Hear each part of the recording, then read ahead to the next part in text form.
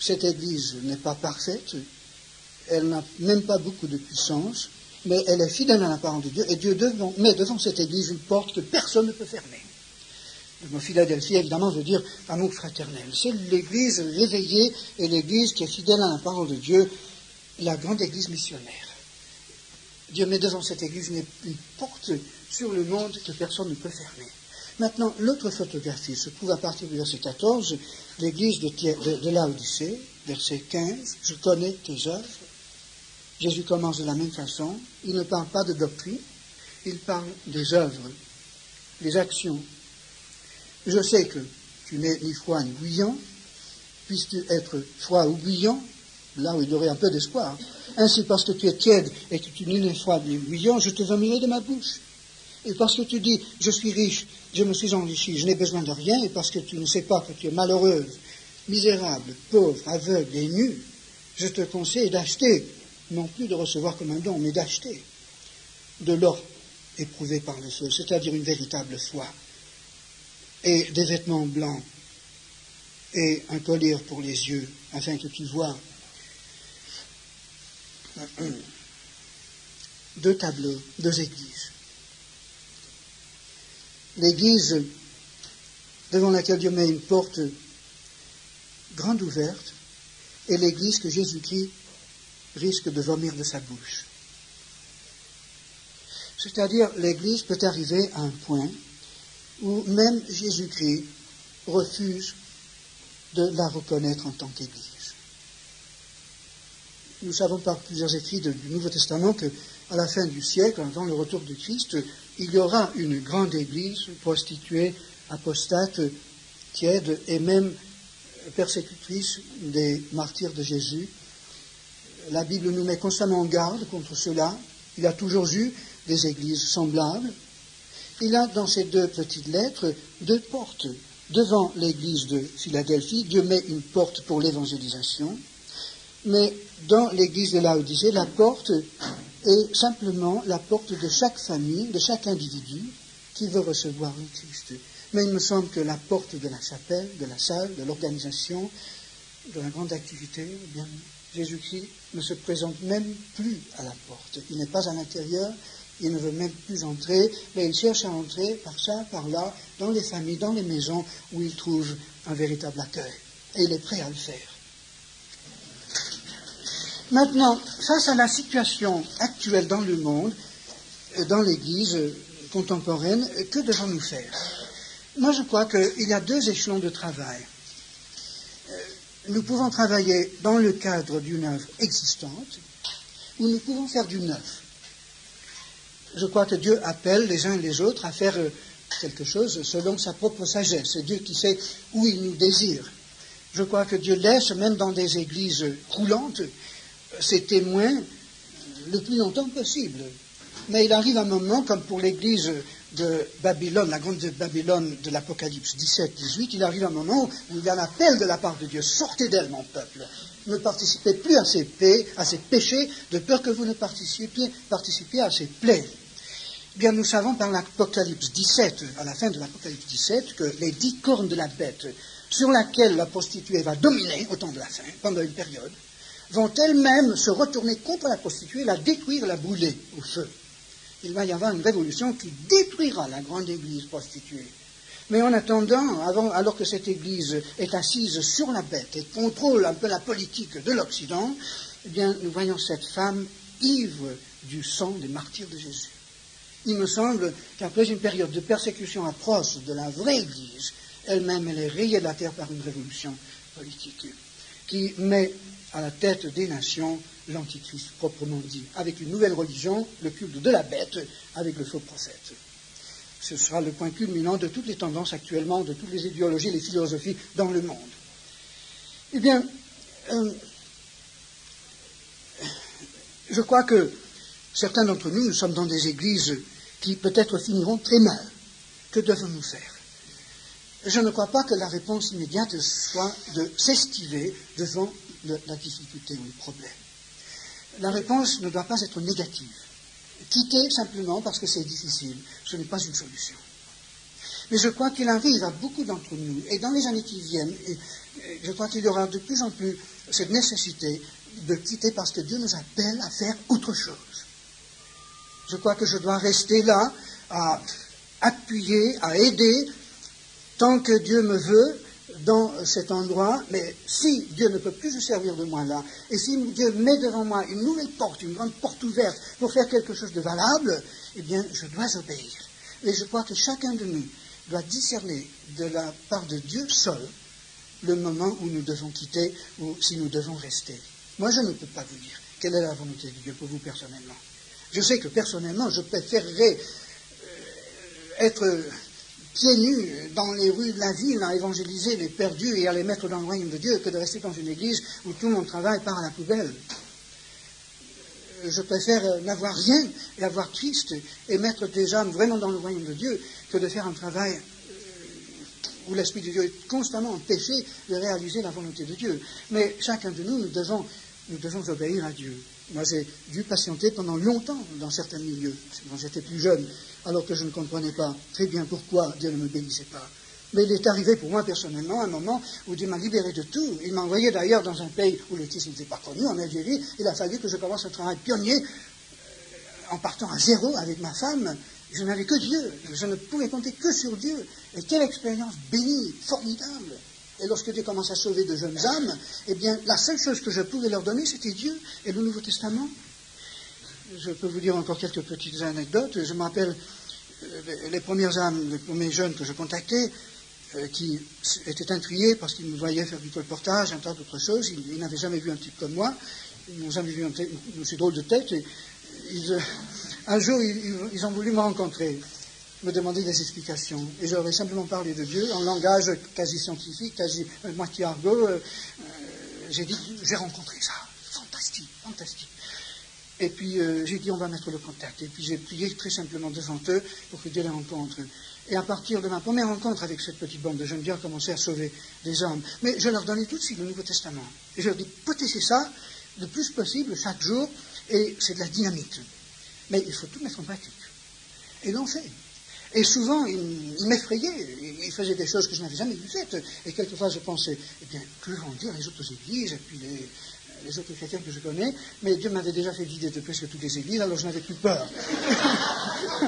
Et le résultat, c'est que pas à pas, jour après jour, j'apprenais de mes propres convertis, qui tout bonnement, spontanément, priaient, comme si Jésus-Christ était là dans la pièce avec eux. On était autour de la table, par exemple, à parler, à bavarder de Christ, et puis on parlait à Jésus-Christ comme s'il était l'un de nous. On le trouvait absolument normal, en marchant dans la rue, en se croisant, en pleine circulation, dans un café, n'importe où.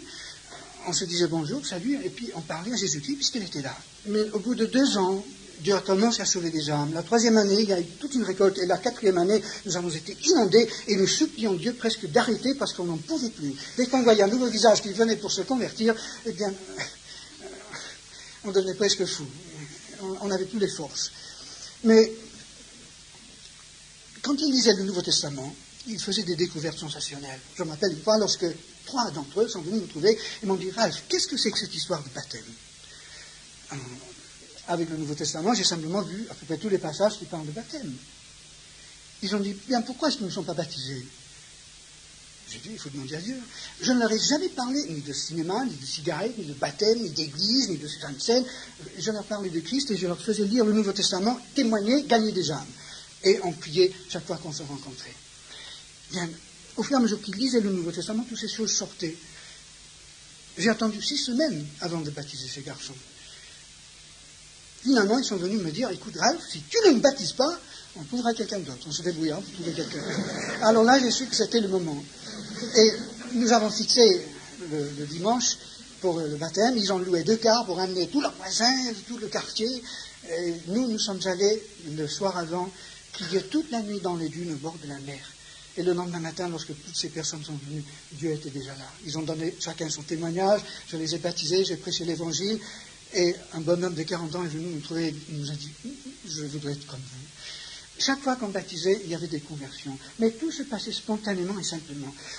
Au fur et à mesure que l'œuvre se développait et que Dieu convertissait les âmes, j'étais obligé de penser Église. Vous savez, l'Église ne m'intéressait jamais avant. Je trouvais le sujet rébarbatif et stérile. l'église ne m'amorçait pas. Mais une fois que j'avais une église sous les bras, en quelque sorte, il fallait que je pense église. Et je revenais sans cesse au Nouveau Testament, je le faisais en grec surtout, pour savoir exactement que faire. Et chaque fois, j'étais tenté d'organiser la chose. Combien de fois j'ai failli dire, alors écoutez, il faut faire ceci, il faut faire cela. Voilà, on va faire la Sainte Seine. Et chaque fois, Dieu me disait, tais-toi, mon Saint-Esprit est beaucoup plus intelligent que toi. Ils ont ma vérité. Alors, attends. Alors, les vérités sortaient de la lecture de la Bible, n'est-ce pas? Je m'appelle une fois, lorsqu'un garçon était assis sous un néflier par une après-midi accablante du mois d'août, avec un vent qui venait du Sahara, on parlait de Christ, de toutes sortes de choses, et puis il me disait, Ralph, qu'est-ce que c'est que la fraction du pain? Alors j'ai vu simplement avec lui des différents passages qui parlent de la Sainte Seine. Il m'a dit, pourquoi est-ce que nous ne faisons pas cela? J'ai dit, pourquoi pas? Il m'a dit, quand est-ce qu'on peut faire cela? L'Esprit de Dieu m'a dit, maintenant. J'ai dit, maintenant. Nous avons trouvé un peu de vin et un peu de pain, et là, sous ce néflier, nous avons pensé au Seigneur et nous avons rappelé sa mort ensemble en prenant le vin et le pain, tout simplement à 3 heures de l'après-midi par un vent du Sahara. Pour lui, c'était une révélation du ciel. Après cela, chaque fois qu'il m'a rencontré, il voulait faire la Sainte Seine.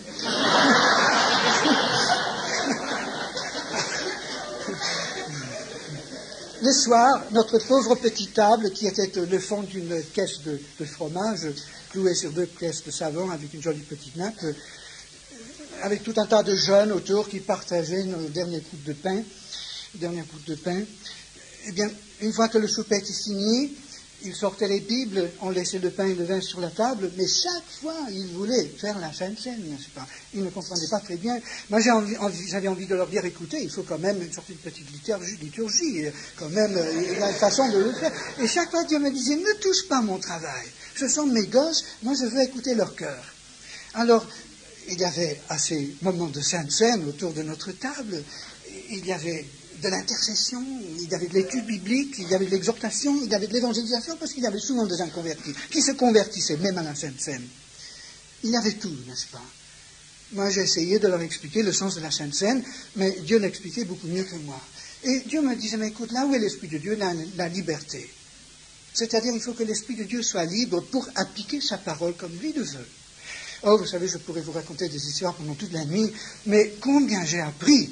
C'était pour moi une école formidable. Et Dieu m'a ouvert l'esprit. J'ai compris alors pourquoi je devais avant souffrir tellement pour être libéré de la crainte de l'homme, la crainte de l'Église, la crainte du jugement des autres chrétiens, être libéré des traditions, afin de chercher chaque fois dans la Bible la vérité pure et dissocier la vérité de la tradition, être prêt à tout instant de tout donner, tout sacrifier, tout jeter, s'il le fallait, pour avoir la pleine bénédiction de Dieu. Vous savez, cette expérience a transformé toute ma conception de l'Église et de l'œuvre de Dieu, parce que j'ai vu faire Dieu. Et j'ai vu que si seulement Christ était là présent, il était facile d'évangéliser, facile de convertir des âmes et facile d'en faire des apôtres, des serviteurs de Dieu.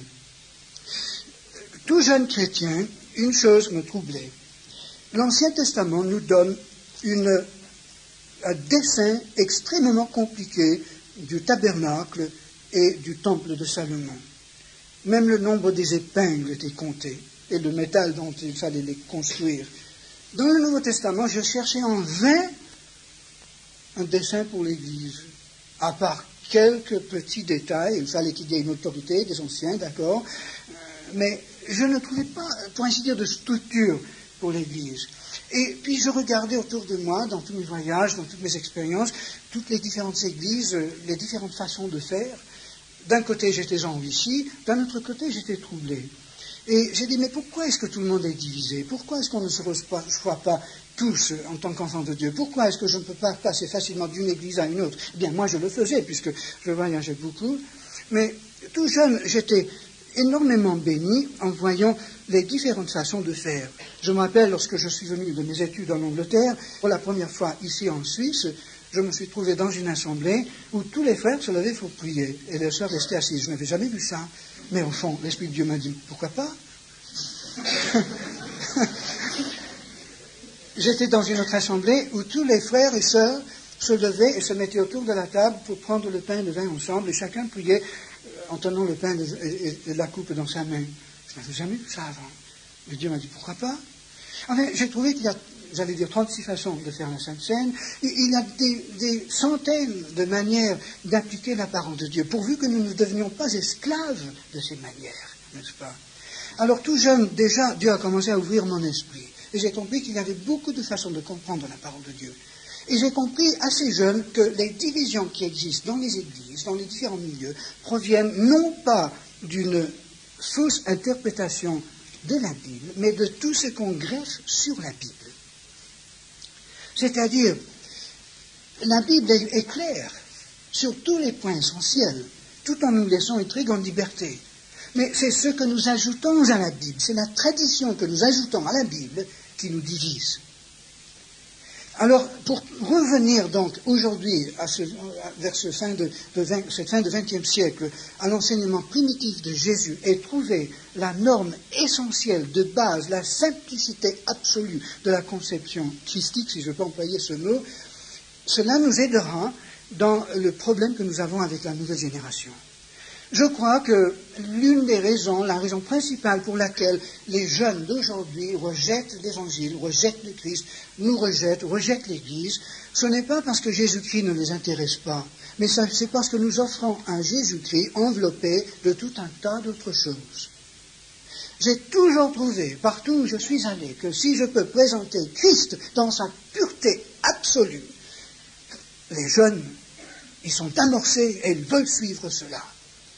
J'ai trouvé que cela répond exactement au problème de notre jeunesse. Et je crois que nous, les aînés, nous avons le devoir aujourd'hui de présenter le Christ tel qu'il est, en faisant le sacrifice de mettre de côté toutes les choses que nous avons greffées sur le portrait du Christ, afin que notre jeunesse puisse voir Christ seul. Et je crois que nous verrons un véritable réveil extraordinaire s'opérer dans l'Église. Mais pour voir brièvement ce que Jésus-Christ entend par l'Église, j'aimerais voir avec vous Matthieu 18.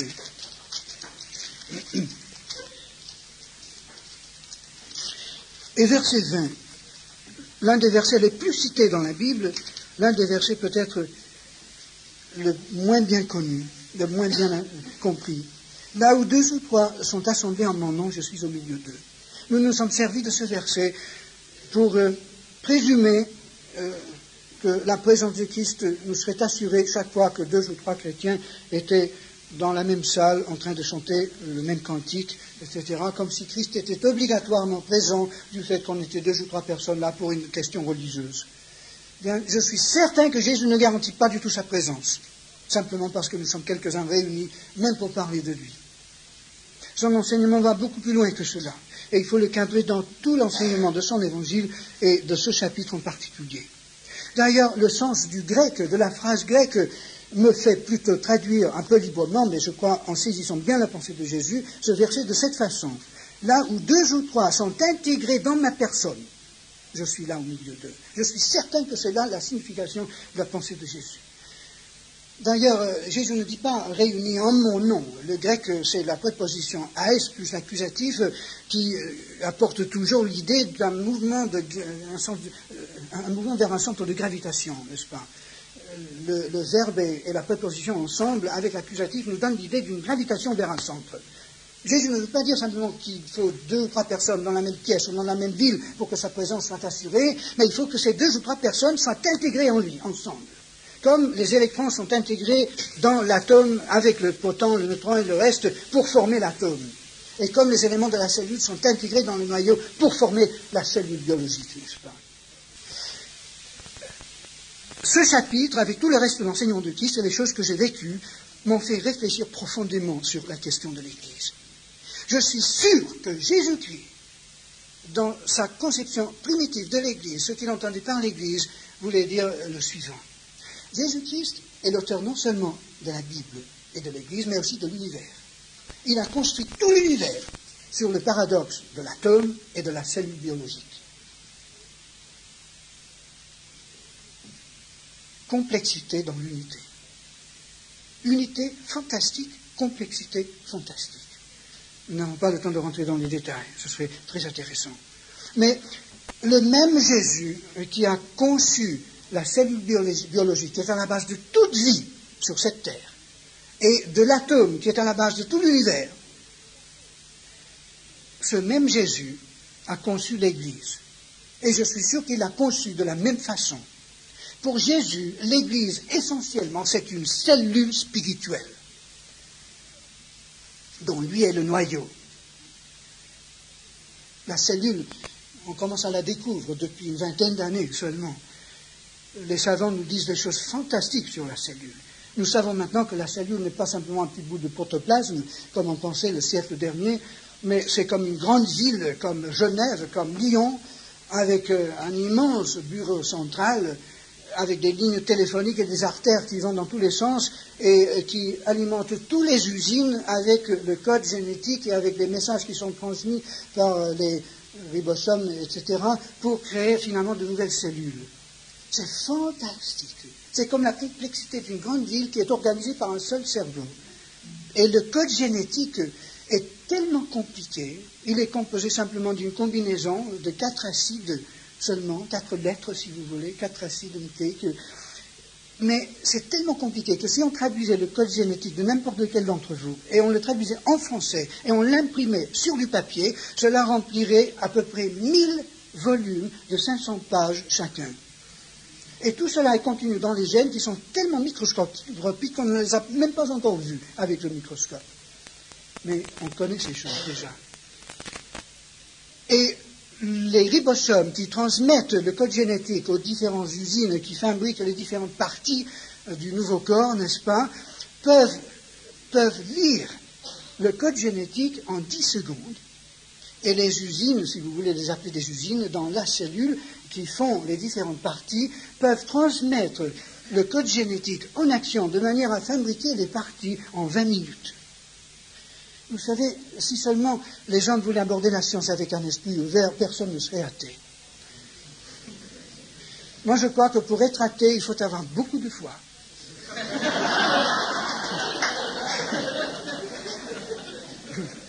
C'est vrai. Alors, lorsque Jésus a créé l'Église, voyez-vous, il a pensé à ce noyau central, ce cerveau qui devait tout tenir. C'est lui le noyau, c'est lui le centre.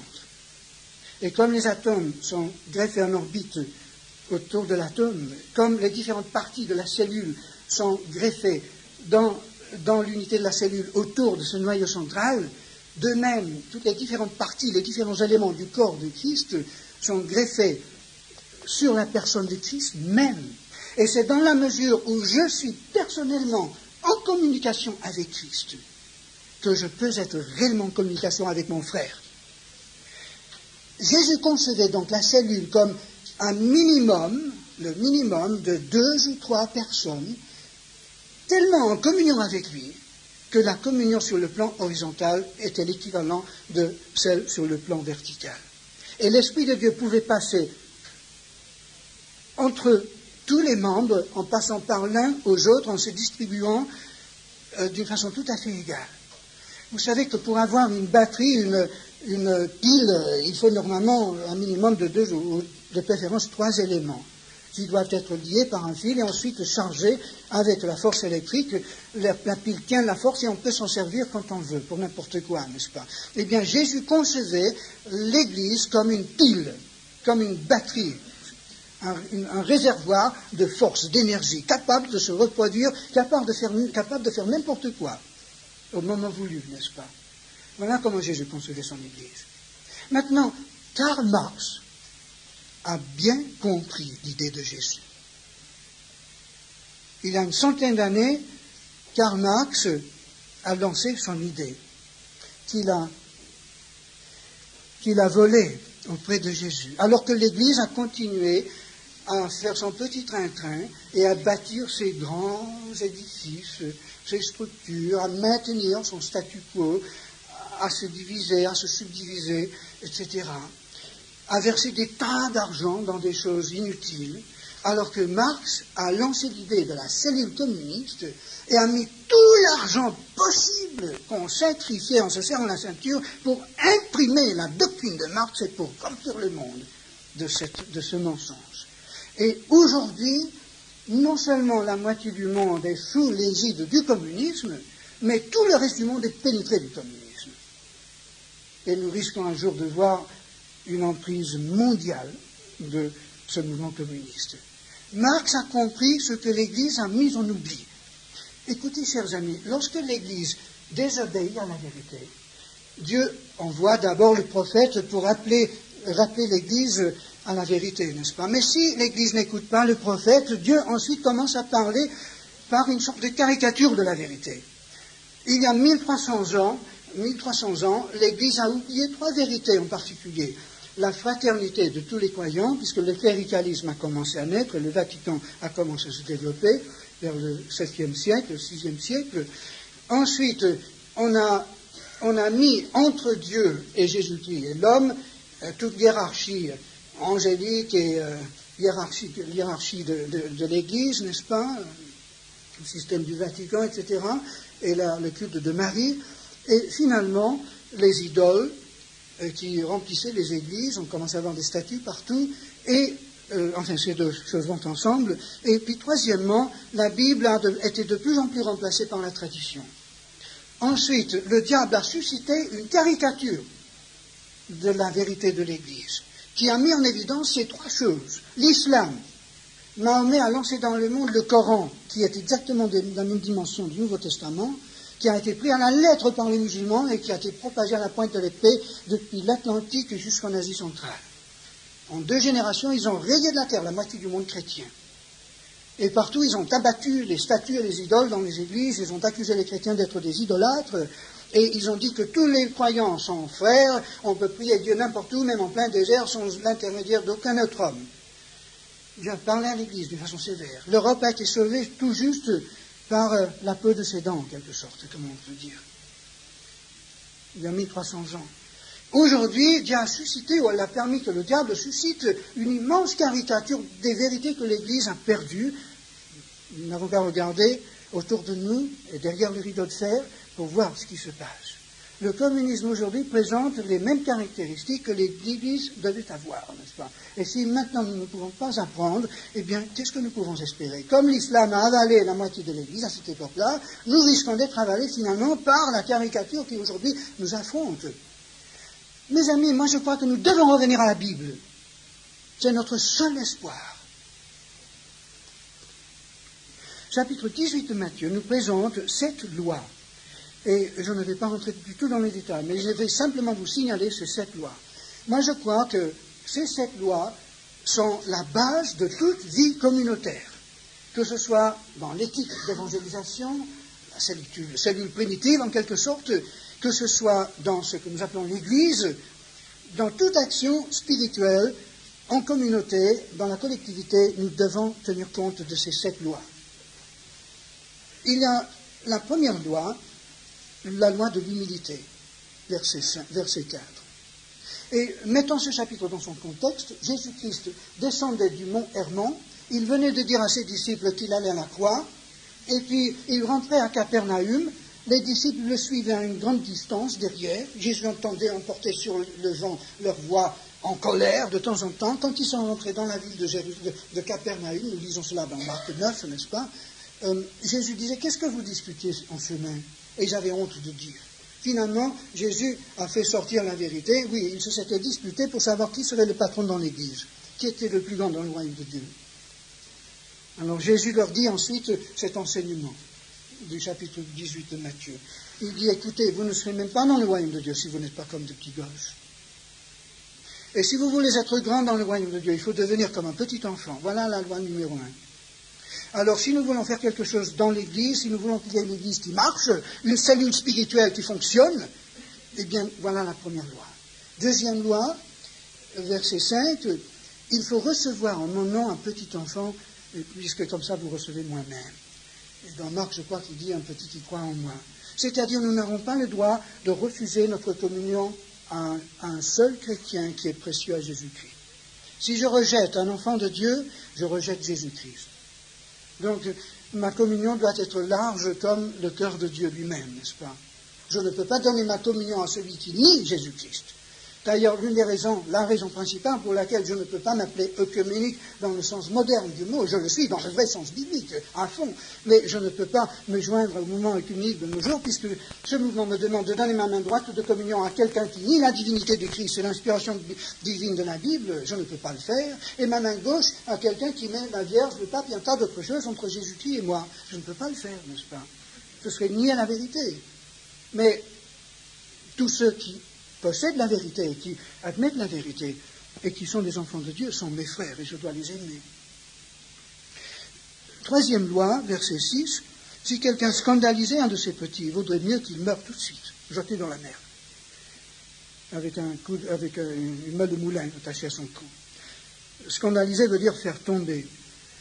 Donc il vaut mieux que ma vie physique termine maintenant, ce soir, plutôt que de faire chuter un seul enfant de Dieu faible.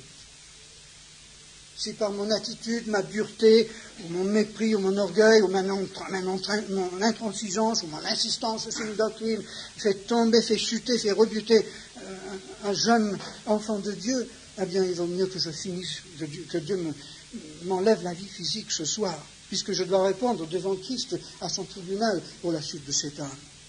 Quatrième loi, verset 10, je n'ai même pas le droit de mépriser un chrétien faible. Je dois le respecter, je dois le considérer comme mon égal. Nous n'avons pas le droit de considérer un chrétien comme sans valeur parce qu'il n'est peut-être pas très éclairé ou parce qu'il a eu le malheur de tomber dans le péché, alors que moi j'ai été gardé par la grâce de Dieu. Il est précieux pour Dieu. Dieu ne nous demande pas de fermer les yeux au péché. Loin de là, nous devons juger le péché, mais avoir un cœur de compassion pour celui qui tombe. Verset 11, j'appelle ces doigts la perspective spirituelle. Jésus dit que dans le ciel, il y a plus de joie pour un seul pécheur qui se repent que pour 99 justes qui n'ont pas besoin de se repentir. Je crois qu'une Église qui oublie que pour Dieu, la conversion d'un seul pécheur est plus importante que la bonne marche de 99 chrétiens, c'est une Église qui commence à perdre sa vision, à perdre sa bénédiction. Évidemment, Dieu s'intéresse aux 99 chrétiens qui sont là à prier, à faire la Sainte Seine, à étudier la Bible. Mais Dieu s'intéresse encore plus à la conversion d'un seul pécheur. Alors l'Église qui s'intéresse à elle-même, qui existe pour elle-même, qui se nourrit, etc., et qui même veut avoir le réveil pour elle-même, n'est-ce pas?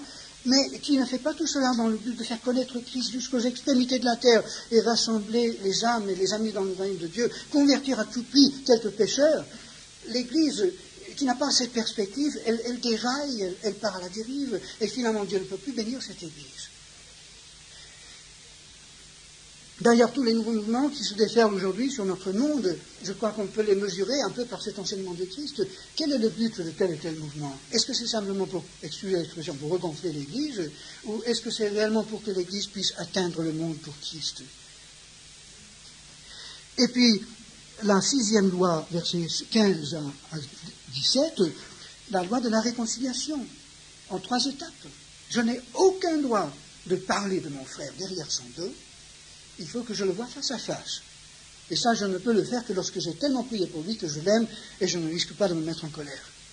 Alors, il faut que je le voie face à face. Mais s'il ne m'écoute pas, encore maintenant, je n'ai pas le droit d'en bavarder. Il faut que je prenne un témoin ou deux et qu'ensemble, nous essayons de régler la chose. Et si là, il ne veut pas écouter, alors là, il faut le dire à toute l'Église. Une Église qui marche selon ses principes est capable d'affronter et de résoudre des problèmes semblables. Une Église qui n'obéit pas à ses principes est déroutée par un problème semblable. Et le résultat, c'est qu'aujourd'hui, nos Églises qui ne veulent pas prendre à la lettre l'enseignement de Christ se permettent toutes sortes de péchés, surtout des péchés de la langue qui divisent partout. Un seul péché, une seule médisance se multiplie, passe de bouche en bouche, quelquefois avec des exagérations. Une seule médisance fait le tour d'une Église, démolit tout le monde et finalement fait le tour de la ville et le témoignage est démoli. Et Jésus défend absolument cette façon de faire. Il faut que ce soit fait dans la droiture absolue. Et j'ai toujours trouvé que lorsque nous appliquons ces principes, Dieu lui-même résout les problèmes. Je n'ai jamais trouvé un problème trop dur pour Jésus-Christ. Et finalement, verset 21, jusqu'à la fin du chapitre, Pierre dit, combien de fois est-ce qu'il faut que je pardonne à mon frère? Et Jésus répond jusqu'à 500 fois. on perd le fil quand on en arrive là, n'est-ce pas? Pardonner à son frère 2 fois, 3 fois la même chose, c'est beaucoup, vous savez.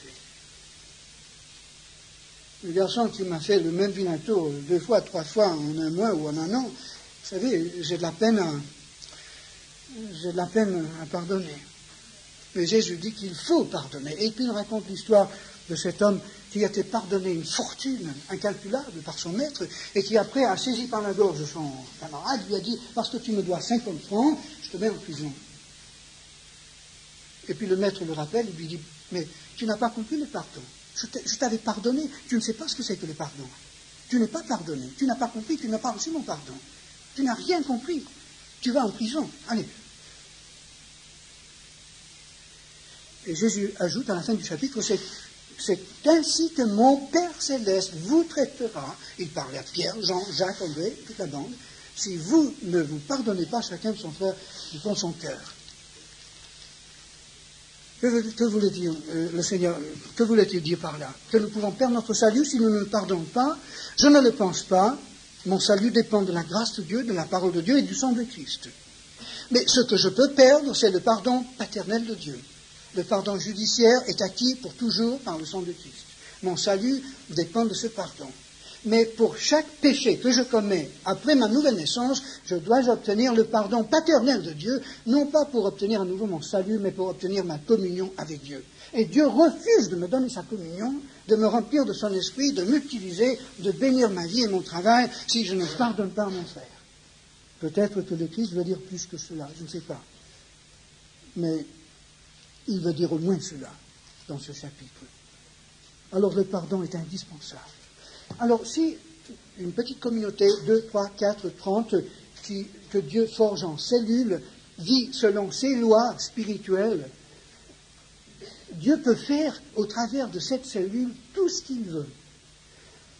Et cette cellule trouve que les 3 promesses de Jésus-Christ, dans les versets 18, 19 et 20, sont valables, mais uniquement si on vit à la lumière de cet enseignement. Premièrement, si 2 d'entre vous s'accordent, enfin, premièrement, tout ce que vous lirez sur la terre sera lié dans le ciel, tout ce que vous délirez sur la terre sera délié dans le ciel. C'est-à-dire, Dieu nous donne l'autorité de Christ. Cette Église, cette cellule est manipulée, dirigée par Jésus-Christ lui-même.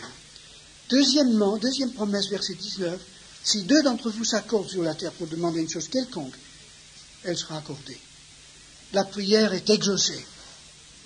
Et troisièmement, c'est-à-dire la prière collective. Et troisièmement, Jésus garantit sa présence.